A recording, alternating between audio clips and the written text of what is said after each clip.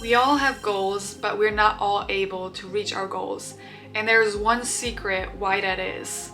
And it's about your systems that you have. At the 100-meter race, every runner has the goal to win and finish first, but only one person gets to do it, and it's the person with the best system. Biggest mistake people make. They start off too big. It's like when you get a dog and you're trying to train it to balance a water bottle on their head. That's like a very difficult trick to train. The first thing you're going to teach it is going to be sit. So the same thing applies to you. If you learn a language, there are so many vocabs to learn.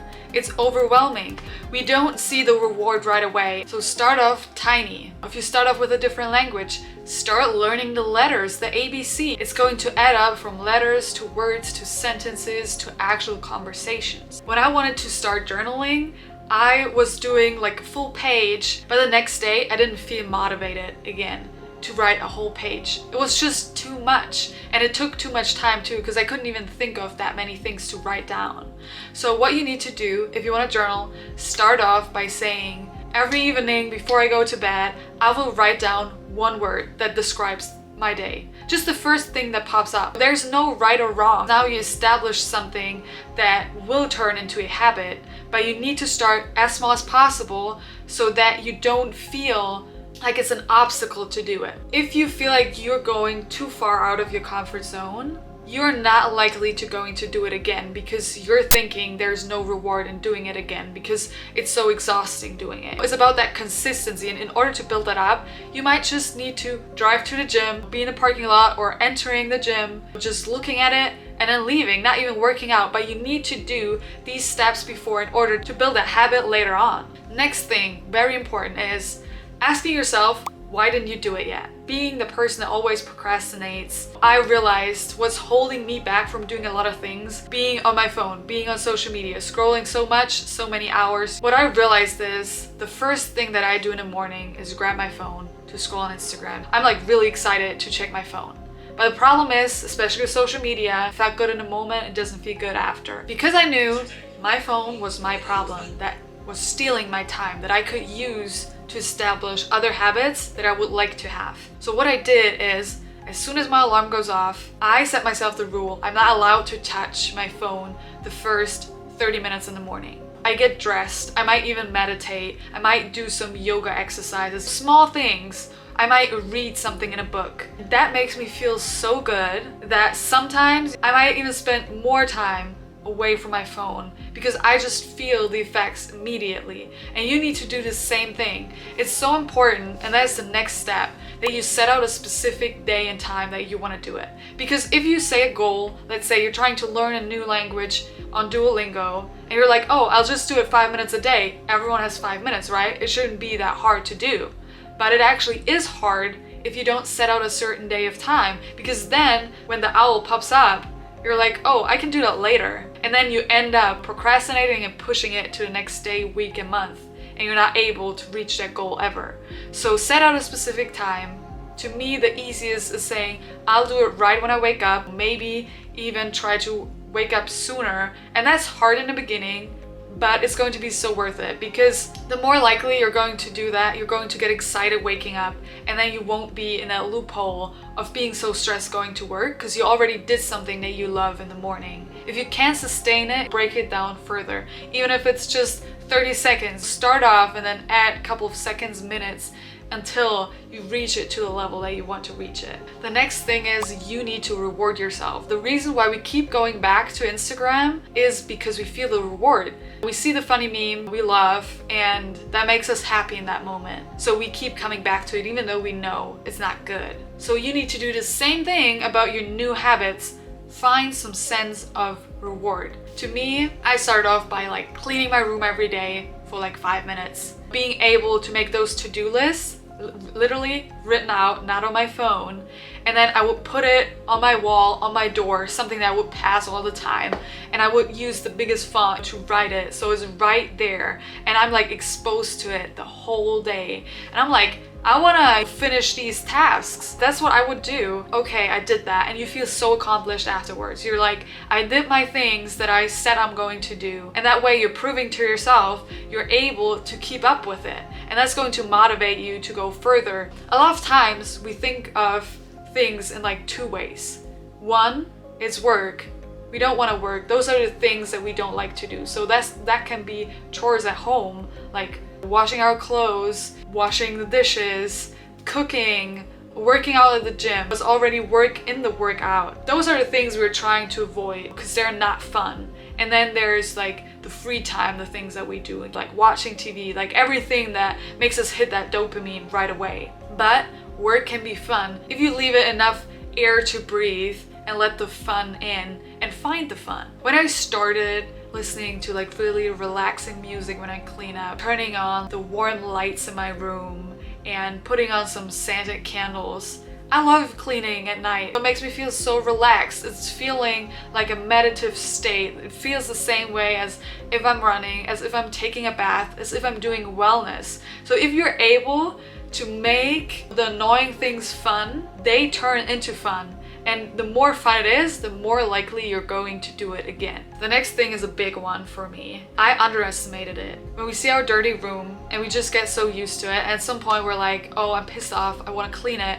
You clean it all. You feel proud of yourself for like 1 or 2 seconds, and then you're already used to your room looking clean, and it's like the new normal state. What I figured out is if you record yourself cleaning your room and you take pictures, how it looked before, how it looked after, this will motivate you so much to keep doing it as well. Especially if you have your phone being your time thief, you can use your phone and record yourself in time lapse. Because as soon as you feel the urge, like, oh, I kind of want to quit cleaning right now and be in my phone, you're like, well, I'm recording, so I might as well finish before I go to my phone. That feels so satisfying. If you're studying, if you're cleaning, whatever you're doing, recording it will make you feel good about it. I did this challenge where I was decluttering 240 items, 10 items a day. I was giving away, selling, and throwing away things, and it made me feel so good to let go. And the best part about it was tracking it. I took videos how my wardrobe looked like before, how my cupboard looked like before, all the mess that was in there before and after. And it was so freeing to witness that, to record it, to see the process, and then like putting it in a video of like every day of all the items that I was getting rid of. And I was like, I felt so accomplished. Also can take it as an opportunity to post on social media. That will help you be more responsible about it, because now you're like, oh, I made that promise online, so you want to keep it because there are people watching you. You work different if someone's watching you. That's why when we go to work, we do the things our boss asks us to do even if we don't like to do it. But then at home, we don't show up for ourselves because no one's watching us. No one's there to tell you, you have to get up and do that. It's only yourself that can tell you to do the things. It's so easy to fall back to your default mode, to your bad habits, but it's so important that you believe in yourself, that you realize you are able to achieve anything in this world. Any kind of successful person that I watched, and I was looking at what they struggle with, their past, their background, how they were able to achieve the things that they did. And it was because they believed in themselves. There were multiple people around them that might have told them, I don't see this happening for you, but they were able to push through. It was Beyonce, it was Oprah, so many people that do things, and at some point in the past, someone told them not to do it. And that's the biggest mistake you can do, to not believe in yourself because someone told you you can't do it. It's usually people that already gave up on their dreams, and now they're like dragging people down to also not believe in their dreams. Just because it didn't work for them doesn't mean it doesn't work for you. I'm telling you, it's about these systems, creating them, but it's going to build up. It's about being consistent. And in the beginning, you have to do it small to be consistent. You can't start off running a marathon with 0 experience, because then you're just set up for failure. Your body doesn't have the resources, but you can build those resources. You can build those habits. You can build those skills. You can achieve anything. Whatever your dream is, you are able to get it. But it's about the systems that you have, that you fall back to. It's about showing up not only on the good days, but also the bad days. We are all going to have setbacks several times, but these setbacks teach us and make us grow and make us strong. As a runner, if you start running too fast, you're not going to finish the marathon in the time that you want to, because then you will feel so exhausted too soon and you start walking, and that will make you slow down. So it's about being steady but being slow. Always start off slow and then go bigger in the end. It's the same thing like investing into stocks. In the beginning, the money is low, but then it gets like very high in the end. That's why people say like start investing as soon as possible. It's not about the amount that you invest, it's more likely how sustainable, how long term are you able to do it, because then it's just your interest will grow and grow and grow and grow on you. And that applies to any skill set. There's no way that you're able to fail if you keep following these steps and then build on over it. How small can you break it down to? How can you change today? And that will help you to be able to sustain it. What are the resources that I have right now? How is my timetable looking like? Where can I squeeze in something? What can I cut down onto? And you will always have to sacrifice something. Your time, certain friends. Sometimes we need to take a step back, and that's the best way that will push us forward. It's like, don't think of your life as a setback or a step back as something bad, because a lot of times there's a lot of potential in those moments, a lot of lessons learned from making mistakes. Because I know I had races that I ran too fast, that I started off too fast, and I felt so exhausted walking through the finish line. I was able to be so much better doing my first half marathon because I started off so slow.